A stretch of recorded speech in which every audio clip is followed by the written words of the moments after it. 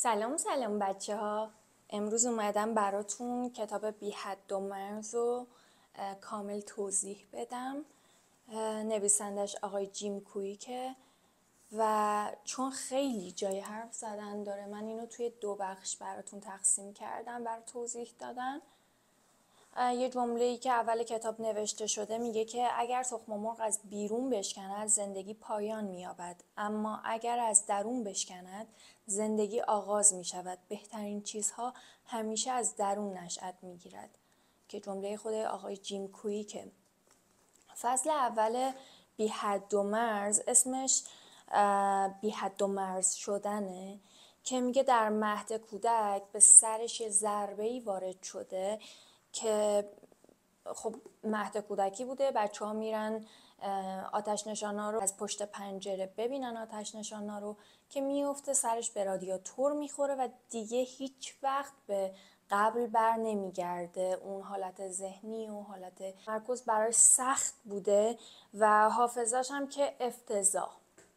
یه جمله معروفش که میگه معمولا وقتی روی کسی یا چیزی اسم میذارین در واقع محدودیتی برای اون تعیین میکنید.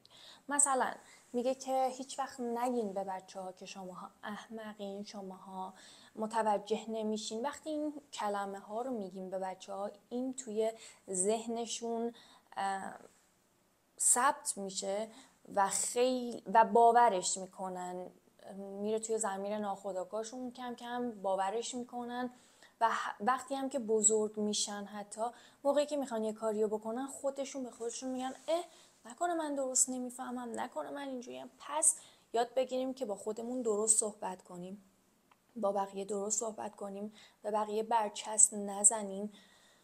آقای جیم کویک شروع میکنه که هر هفته یه دونه کتاب بخونه. این به پیشنهاد پدر دوستش بوده. اینو از موقعی شروع میکنه که دیگه وارد دوران دانشگاه شده بوده و وضعیت تحصیلیش افتضاح بوده، چون که نمیتونسته یاد بگیره عملا. میریم سراغ فصل دوممون که میگه 4 مشکل که دوران ما وجود داره. 1.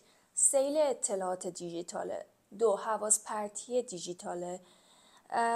خب که میگه حواس پرتی دیجیتال، مثلا براتون میگم که گوشیتون رو وقتی که هی نوتیفیکیشن های مختلفه، یعنی نوتیفیکیشن از واتساپ میاد، نوتیفیکیشن از اینستا میاد، حالا هر برنامه‌ای که توی گوشیاتون وجود داره ازش نوتیفیکیشن میاد.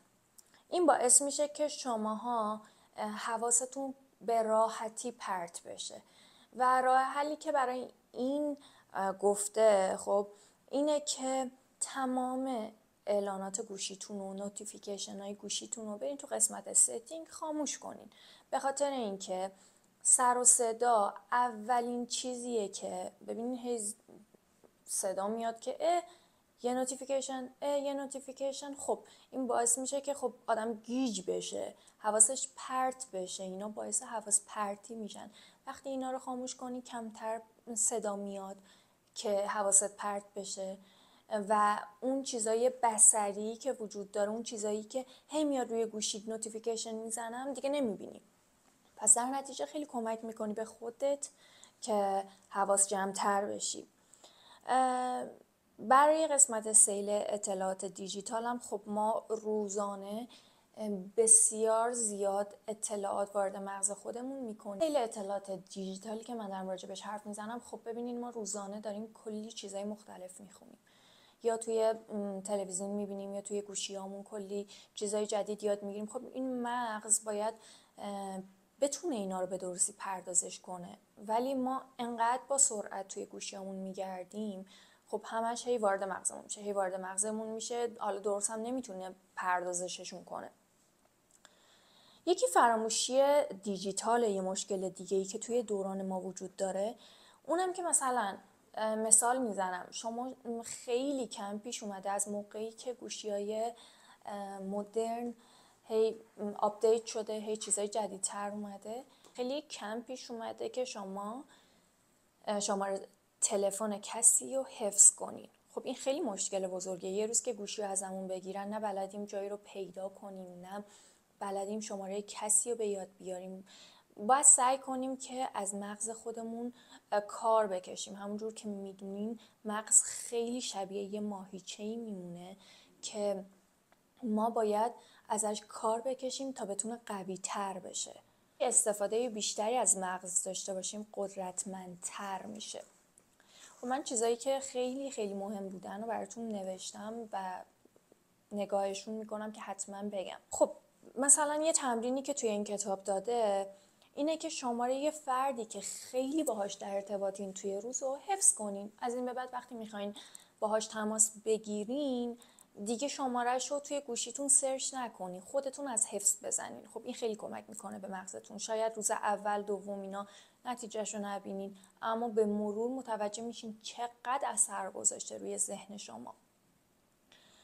و چهارمین مشکلی که توی دوران ما وجود داره استنتاج دیجیتالیه. خب ببینین خودمون باید فکر کنیم، خودمون باید پردازش کنیم. مثلا ما یه ویدیو توی یوتیوب میبینیم، میایم اول از همه جای اینکه خودمون تحلیلش کنیم میایم نظرات بقیه رو میخونیم. خب چرا؟ اول ما باید ببینیم خودمون راجبش چی میگیم، ببینیم چی یاد گرفتیم ازش، بعدن بشینیم تحلیل‌های حالا بقیه رو بخونیم. پس توی همه چیز استدلال خودمون رو داشته باشیم، چون این خیلی مهمه که به نظرات خودمون پایبند باشیم. خب ببینین ما این 4 تا سوارکاری که توی دوران ما وجود دارن و باید با قدرت کنترلشون کنیم. خب چون اینا باعث افسردگی دیجیتالی میشه. مثلا میریم میبینیم که ببینید افسردگی دیجیتالی مثال میزنم، وقتی میری توی اینستا هی میگه و این چه زندگی داره، اون چه زندگی داره. خب ببین اینا زرق و برق فضای مجازی، همه میخوام بگن ما بهترین، در صورتی که اینجوری نیست. ما باید بدونیم برای مثلا اینقدر قوی بشیم که این چیزا رو ما تاثیر نذاره که بخواد باعث افسردگی دیجیتالی بشه. میریم سراغ فصل سوم. خب فصل سوم ما اسمش مغز بی‌حد و مرز شما تو هر برهه‌ای از زمان میتونین که عملکرد مغز خودتون رو تغییر بدین. توی جهان هیچ مغزی شبیه یه مغز دیگه پیدا نمی کنید. مثل اثر انگشت میمونه، برای هر کسی منحصر به فرد خودشه. ببینین یه چیز جالبی که توی این کتاب گفته، میگه که جمله رو بخونم، میگه میتوان گفت کودکی دشوار یا رشد چالش برانگیز موجب مقاوم شدن مشخصه هایی میشود که به موفقیت میانجامد. خب بچه انقدر مقاوم شده که یه سری مشکلات که توی بزرگی برای خیلی یا سخته، خب اون تو بزرگی میتونه به راحتی ازش بگذره. اینو توی این کتاب گفته و داره میگه که فکر نکنین که اگر کودکی خیلی مشکلی داشتین باعث میشه که نتونین پیشرفت کنین یا نتونین موفق بشین. اینا دلیلش نیست. اصلا در رابطه با پول داشتن یا نداشتن صحبت نمی کنم. من فقط دارم راجع به عملکرد مغز خودمون و سختی‌های بچگی صحبت می کنم الان. انعطاف پذیری مغز، انعطاف پذیری عصبی اینه که یعنی ما هر بار یه چیز جدید رو که یاد میگیریم مغزمون یه ارتباط سیناپسی درست میکنه و هر بار که این اتفاق بیفتد به شکل فیزیکی تغییر پیدا میکنه و سخت افزار خودش رو بروز میکنه که سطح جدیدی از ذهن رو بازتاب میکنه. خب ببینین یه چیز خیلی جالب که گفته که مغز دوم ما کجاه؟ حس ششم ما. دانشمندان این مغز کوچک رو سیستم عصبی روده‌ای نامیدند. خب ببینین میگه که ما حالا میخواد رابطه مواد غذایی که میخوریم با عملکرد مغزمون رو بگه. میگه ما مواد مغذی که میخوریم، درسته که مغز درصد خیلی کمی، وزن خیلی کمی از کل بدن ما رو داره، اما 20% انرژی مواد غذایی که ما استفاده میکنیم و به خودش اختصاص میده. پس خیلی مهمه. ما این مواد غذایی که میخوریم از طریق روده هامون که جذب میشه بعدش میره به سمت مغزمون، یعنی خیلی تاثیر میذاره. ببینین میگه ارتباط میان مغز و روده هنوز هم در حال بررسی است، اما به نظر میرسد این دو عضو عملکردی مشابه و پشت سر هم دارن. وقتی در دلمون احساس میکنیم چیزی درست نیست یا برعکس، احساس میکنیم باید به حسمان عمل کنیم. فقط خرافات نیست. ذهن ما شیوه خودش را برای تفسیر رویدادها و علامت دادن به مغز دارد. در ضمن وقتی غذای خیلی بدی به معده و رودمان میدهیم، در واقع سوخت بدی هم به مغزمون میدیم.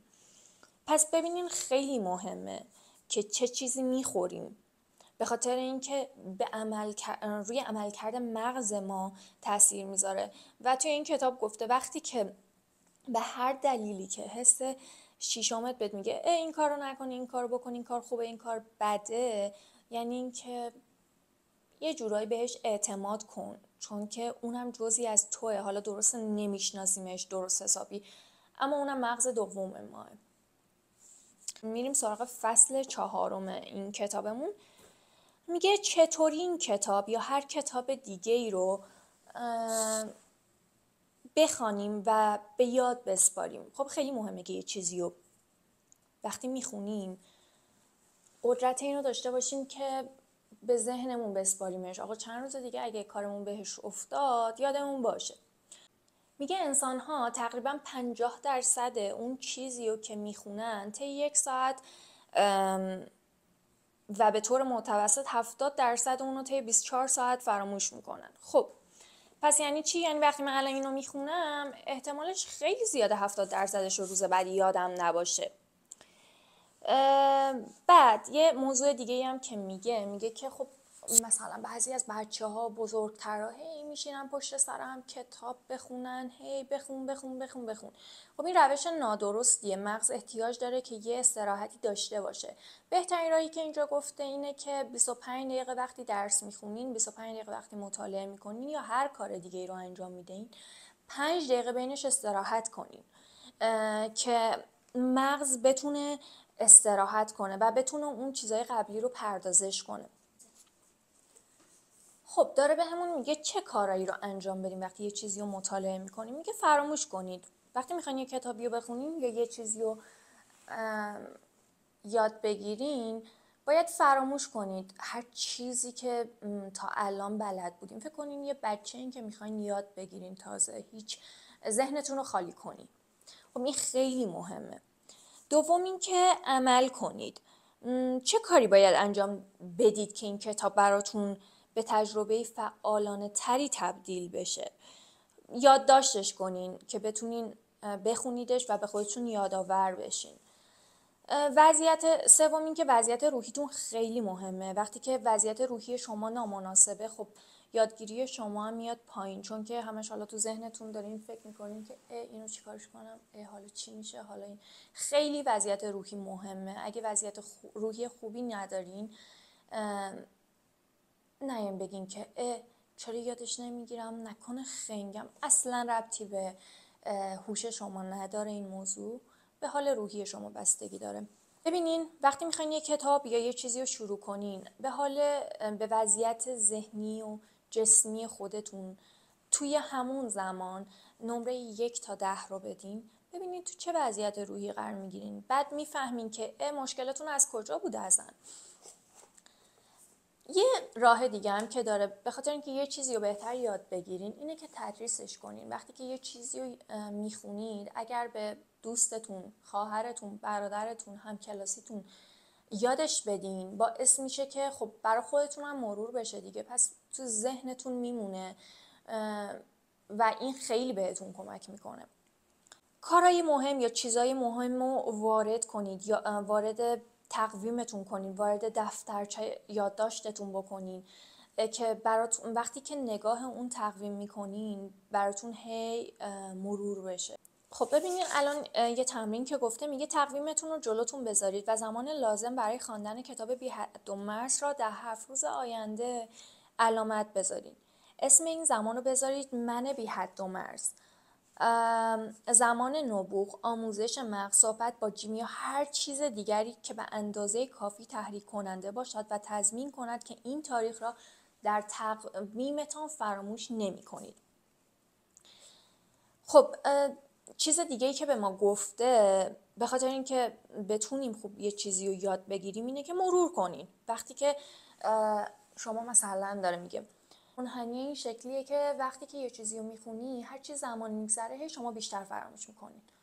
خب شما جلسه بعد که میخواین برین ادامه کتاب یا ادامه مقالتون رو بخونین، یه دقیقه به صورت سریع اون چیزایی که یادداشت کردین و نگاه که بکنین براتون مرور میشه توی مغزتون و این دوباره و همه چیز دوباره یادتون میاد. خب این خیلی مهمه. با دقت انتخاب کنید. خب ببینیم بچه ها توی این کتاب 3 سوال اصلی آورده که همیشه توی همه مواقع باید از خودتون بپرسین. چطور میتونم از آموخته هام استفاده کنم؟ چرا باید از آموخته هام استفاده کنم؟ و سوم اینکه چه زمانی از آموخته هام استفاده خواهم کرد؟ میگه همیشه این سوالا رو که از خودتون بپرسین، میگه سوالا خود جوابن. یعنی خودشون راهو بهت نشون میدن. پس این 3 سوالا همیشه یادتون باشه که از خودتون قبل از هر کاری بپرسین، هر روز از خودتون بپرسین. خیلی توی زندگی بهتون کمک میکنه. این چیزیه که آقای جیم کویک گفته. بخش دوم کتابمون ذهنیت بی حد و مرز. حالا فصل 5 اسمش هست جادوی باور. مثلا داره میگه این باورهای محدود کننده که ما برای خودمون درست کردیم چی هن؟ ببینین مثلا میخواستیم یه کاری رو شروع کنیم اما خودمون داریم تو ناخودآگاهمون یا داریم خودمون به خودمون میگیم که نمیتونم، خوب نیستم و اون کار رو انجام ندادیم و باعث شده که شروع نکنیم حتی یا وسط راه جا بزنیم. خب ببینین این میگه که شما تنها نیستین که این حرفا رو به خودتون میزنین. خیلی با مشکل شما دارن دست و پنجه نرم میکنن اما باید تغییرش بدین. ببینین مثلا یکی از خودش توقع داره که توی همه امور خوب باشه. خب هیچ کسی این شکلی نیست. هیچ کسی تو همه امور خوب نیست.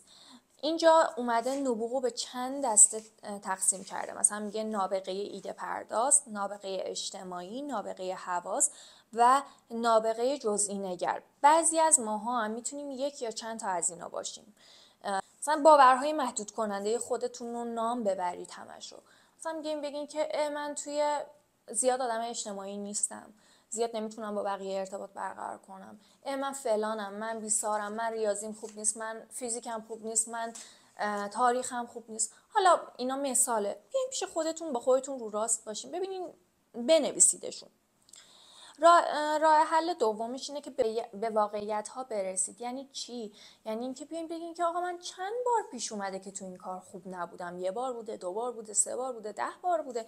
خب پس وقتی سرگرم بررسی واقعیت هایی هستید که پشت باورهای محدود کننده قرار دارن، حتما 2 چیز رو در نظر بگیرین. توی این کتاب گفته که آیا شواهدی وجود دارد که اثبات کند شما در این حوزه خوب عمل نکردین، یا اینکه حتی این شواهد هم از صدای داخل سرتون نشد میگیره. شاید توهم زدین که آقا اصلا من توی این کار خوب نیستم. شاید واقعا خوبین، از بس به خودتون گفتین بدم توی این کار دارین اینجوری عمل میکنین. و راه حل سوم، باوری جدید خلق کنین. هر بار که توی سرتون اومد گفت که یه چیزی گفت که شما توی این کار بدین، بس عزیزم، بس. از این به بعد پیش خودم میگم که نه، حالا دفعه قبلی این شکلی بوده، قرار نیست این دفعه هم همون شکلی مثل قبل پیش بره. این دفعه فرق میکنه، این دفعه عالی پیش میرم. بعد میگه به منتقد درونیتون نامی خنده‌دار مضحک بدین. خب خودتون دیگه حالا انتخاب کنین چه اسمی میخواین بدین.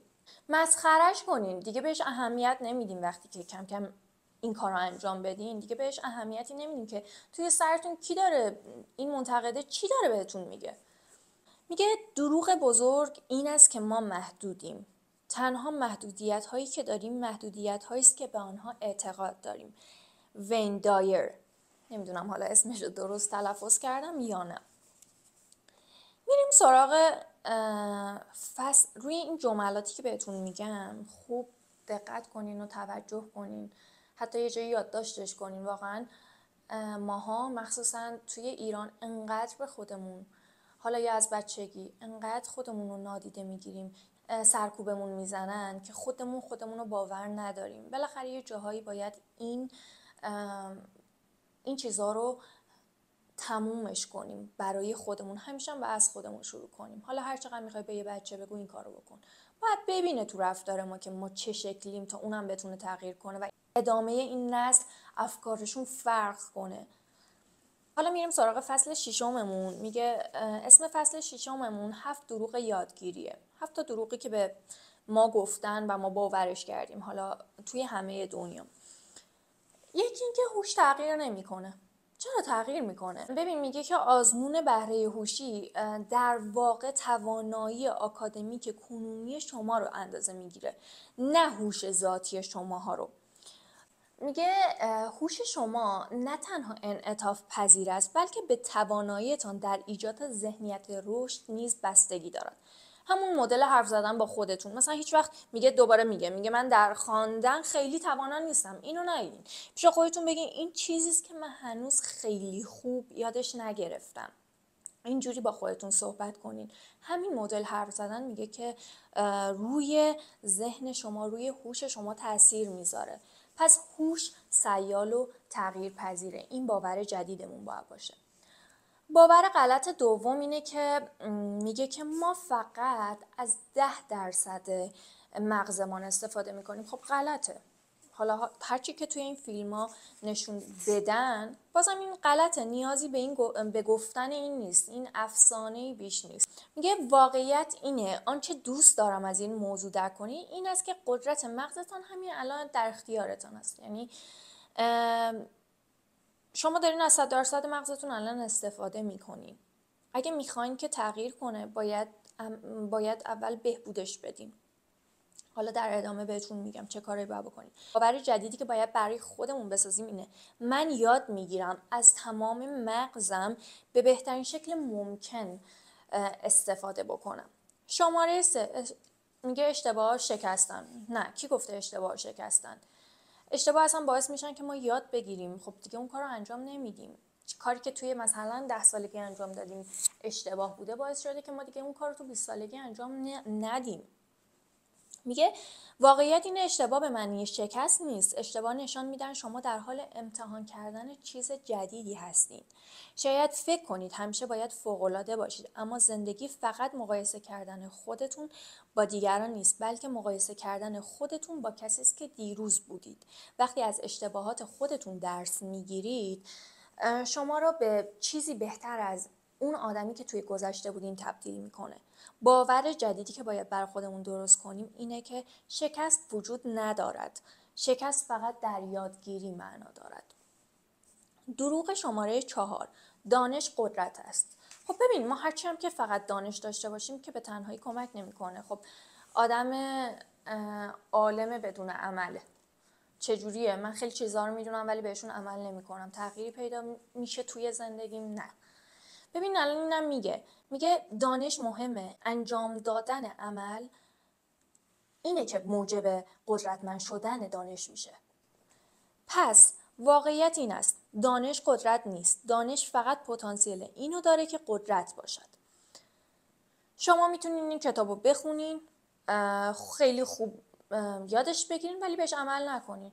پس هیچ تغییری توی زندگی شما نمیفته. پس باور جدید: دانش به همراه عمل منجر به قدرت می شود. و دروغ شماره 5: یادگیری چیزهای جدید خیلی مشکله. خب یه چیز جدید میخوام یاد بگیرم پس حتما خیلی سخته. میگه که بدانید که مشکل نخواهد بود اما نیازمند تلاش است. خب ما میخوایم تلاش نکنیم؟ با یه بار خوندن، با یه بار که یه کاری رو میخوایم انجام بدیم سریع یادش بگیریم، سریع. خب نه. پس ما باید صبور باشیم، تلاش کنیم، استمرار داشته باشیم، ثبات داشته باشیم تا خیلی خوب بتونیم نتیجه بگیریم ازش. پس باور جدیدی که باید برای خودمون درست کنیم: زمانی که راههای جدید برای یادگیری می‌آموزید، چالش یادگیری چیزهای جدید برایتان جالب و ساده‌تر و لذت بخش‌تر خواهد بود. دروغ شماره 6: انتقاد دیگران مهم است. ببین حرف مردم که دیگه باید یاد گرفته باشیم یا یاد بگیریم که اصلا مهم نباید باشه. تو خوب باشی 100 تا عیب میزنن رود، بد باشیم دوباره 100 تا عیب میزنن رود.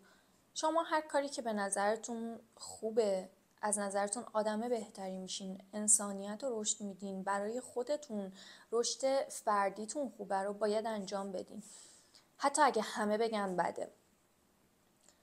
میگه که سریع‌ترین دانش آموزان روی کره زمین بچه‌ها هستن، کودکانن. چرا؟ چون براشون مهم نیست بقیه چی میگن.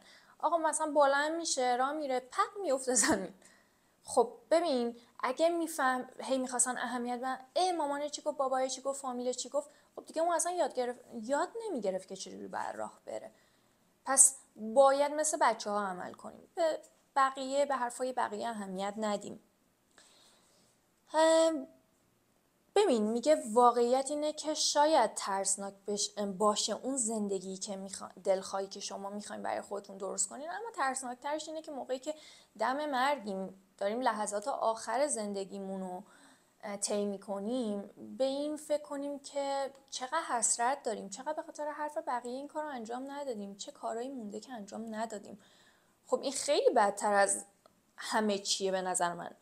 باور جدیدی که باید برای خودمون درست کنیم اینه که دوست داشتن، عشق ورزیدن یا احترام گذاشتن به خودمون وظیفه خودمونه، نه وظیفه کس دیگه. پس اول باید یاد بگیریم به خودمون احترام بذاریم، خودمون رو دوست داشته باشیم و خودمون رو باور کنیم. دروغ شماره 7 اینه که نبوغ از بدو تولد آغاز میشه. نبوغ از بدو تولد آغاز نمیشه، بلکه از طریق تمرین زیاد حاصل میشه. میگه نوزاد که چیز خاصی بلد نیست، هر چیزی که میبینه، میشنوه رو پردازش میکنه و کم کم وقتی بزرگ میشه خیلی چیزا رو یاد میگیره، خیلی چیزا تو ذهنش میرن. چه فرصت داریم حتی تا آخر عمرمون باید یاد بگیریم، باید روی خودمون کار بکنیم، به خودمون باور داشته باشیم و خودمون رو دوست داشته باشیم. من تا همینجا رو برای شما توضیح میدم. بقیه این کتاب بره برای قسمت بعد. از داداش کوچیکم هم خیلی تشکر میکنم که توی فیلم برداری این کار به هم کمک کرد. متشکرم. لایک و سابسکرایب یادتون نره. هر پیشنهادی داشتیم برام بنویسین، کامنت کنین، میخونم حتما. دوستتون دارم. خدافظ.